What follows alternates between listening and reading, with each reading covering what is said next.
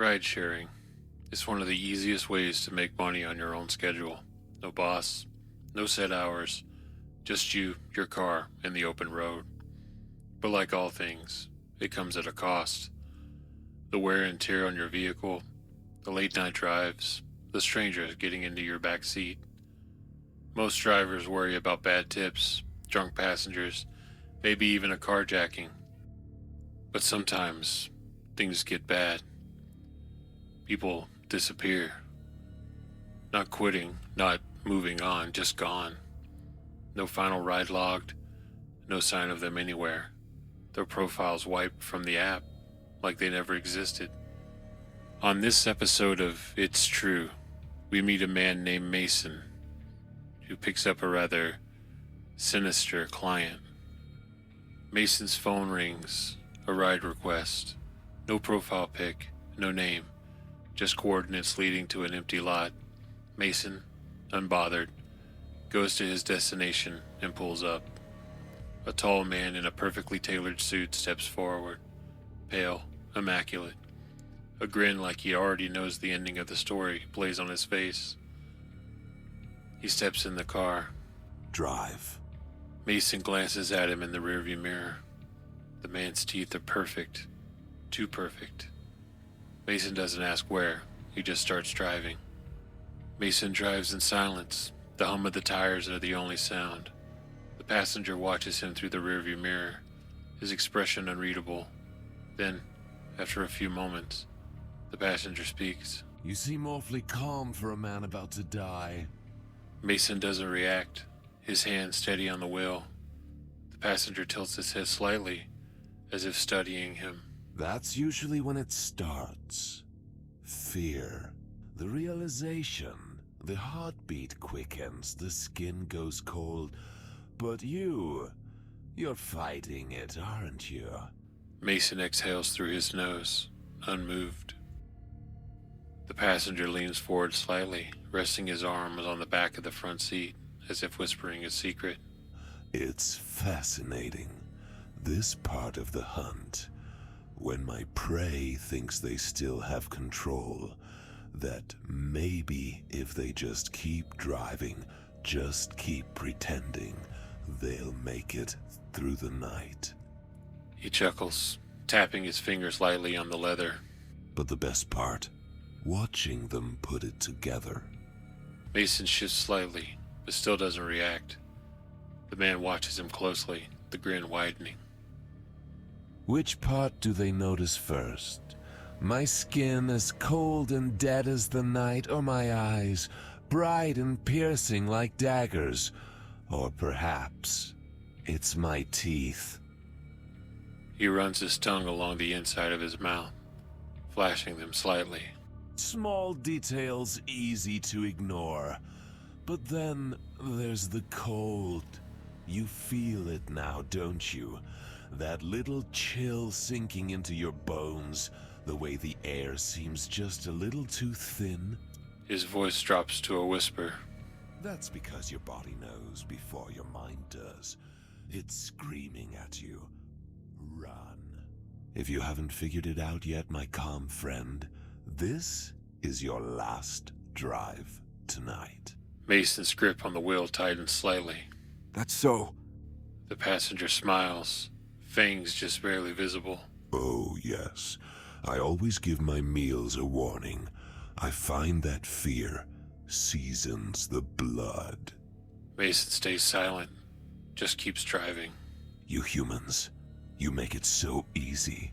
You invite us in now. No more lurking in alleys, no more chasing prey through the streets. In the old days, it was different. I remember Rome, the feasts, the celebrations. Blood flowed like wine. The Black Death, that was a banquet. Mason's hands stay on the wheel, as the man, having revealed himself to be a vampire, watches closely. I trained a handsome driver in 1897. Before that, it was a banker in Paris, a priest in Spain, a soldier who thought he'd survive the war only to meet me in an alleyway. I take what's convenient, what won't be missed. But now, Now you pick us up. One tap on a phone and I have a warm meal delivered to me. The vampire studies Mason now intently, expecting panic. But something isn't right. But you're different. You haven't begged. You haven't even flinched. The vampire's grin begins to fade. Mason takes a turn down an alley and comes to a stop. He looks back at the passenger, who's looking at him intently. Mason then casually presses a button on his dashboard. The doors lock with a quick click. The vampire watches, confused at first, then becomes amused. Door locks. You must be desperate to think that will stop me. Mason says nothing. The interior lights of the car flicker slightly. Subtle UV lamps embedded in the roof begin to glow faintly. The air inside shifts. A hum vibrates through the seats, beneath the floorboards. The vampire blinks, confused. That's when he notices the etched silver lining along the seams of the seats. The ventilation system pushing out something strange. Something that burns. What's going on? What are you doing? Preparation. You're fast. Too fast. But even you can't outrun something inside you. The air you're breathing? Microscopic silver dust. A little family trick. Give it another minute. You'll start to feel it. Then he feels it. The air thickens, a metallic taste settling on his tongue. His insides are burning now. The vents hiss softly, dispersing more of the silver dust. A trap. The vampire's confidence falters for the first time.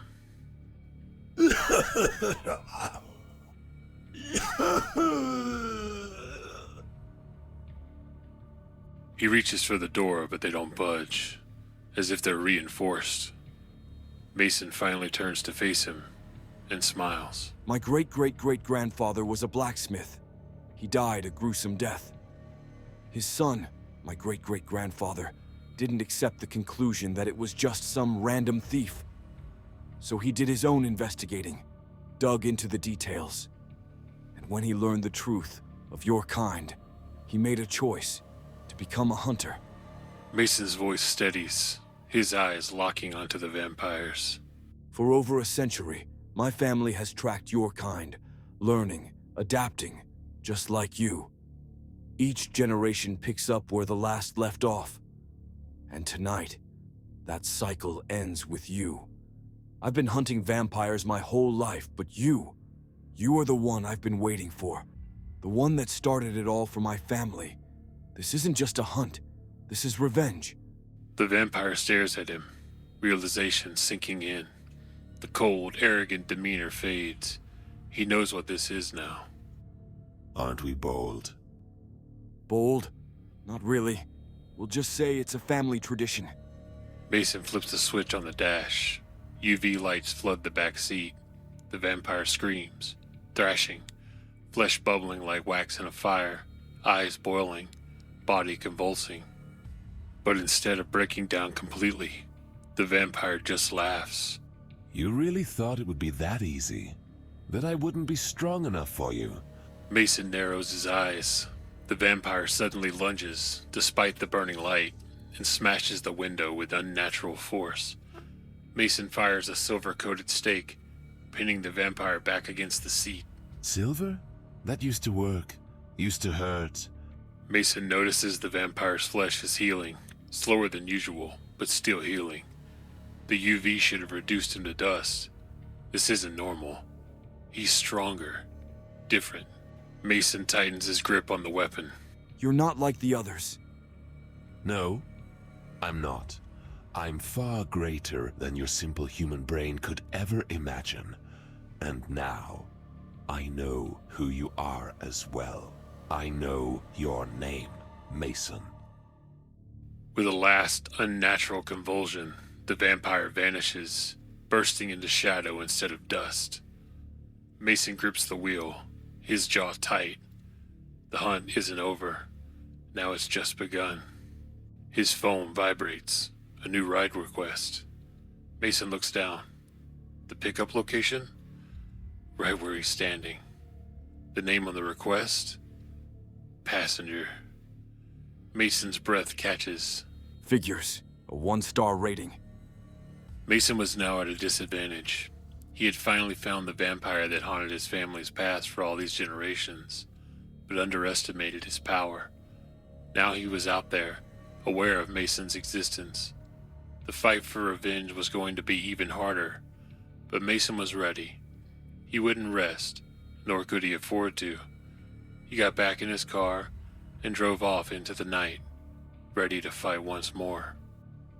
And with that, we come to the conclusion of this episode of It's True. We hope you enjoyed the story, and if you did, please like and subscribe. We post shorts of the bizarre, the unexplained, and the unbelievable daily, and every week we post another episode of It's True. Until then, I'm the Truth Seeker, signing off. And just remember, it's true if you believe it.